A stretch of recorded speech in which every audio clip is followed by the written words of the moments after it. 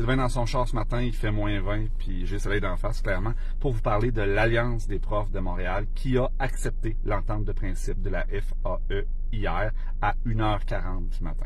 À ma connaissance, l'Alliance n'a pas publié c'est quoi le pourcentage pour ou le pourcentage contre, puis c'est pas moi qui vais vous le dire, par respect pour le choix démocratique qu'ils ont fait. Mais j'aimerais féliciter les enseignants et enseignantes qui se sont tenus debout jusqu'à 1h du matin pour exercer leur droit démocratique de voter.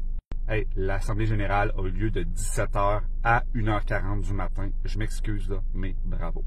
Puis j'en profite aussi pour signifier tout mon mépris aux enseignants qui ont perturbé la rencontre, qui l'ont fait s'étirer dans le temps de façon inutile, qui ont insulté dans le chat, etc. Sincèrement, vous êtes indigne d'exercer la profession enseignante. Shame on you.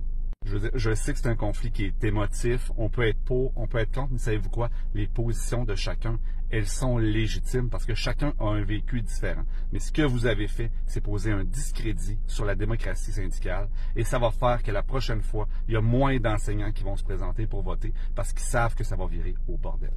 Maintenant, concernant ce que moi je vais voter pour mon entente FSE-CSQ, j'ai eu vraiment beaucoup de fois la question hier et je vais vous dire tout de suite, je ne vais pas dire à l'avance pourquoi je vais voter et ce pour 3 raisons. La première, c'est parce que mon vote n'est pas plus éclairé que le vôtre. Vous êtes capable de lire les ententes, de vous informer, de poser des questions à vos instances syndicales et votre vote, selon vos priorités, selon vos valeurs, il est aussi légitime que le mien. La deuxième raison, c'est que j'ai probablement changé d'idée 4, 5, 6 fois d'ici le 30 janvier, parce que moi, je vote le 30 janvier. Donc, moi, je vais être influencé par tout ce qui va se passer dans les autres centres de services scolaires. Je vais avoir le temps de la digérer, l'entente, puis j'échange vraiment à tous les jours avec les profs sur les réseaux sociaux. Fait que ça se peut que mon opinion change plusieurs fois.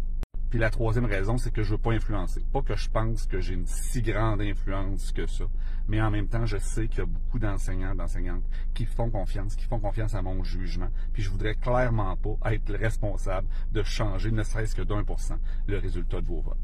Mais ce que je peux vous dire à ce point-ci, par exemple, c'est que si je vote contre, ça va être parce que je considère que dans cette entente-là, on n'a pas des services suffisants pour les élèves. Puis les services aux élèves, c'était ma priorité. Donc, je ne vais pas changer de discours. C'était ma priorité numéro 1.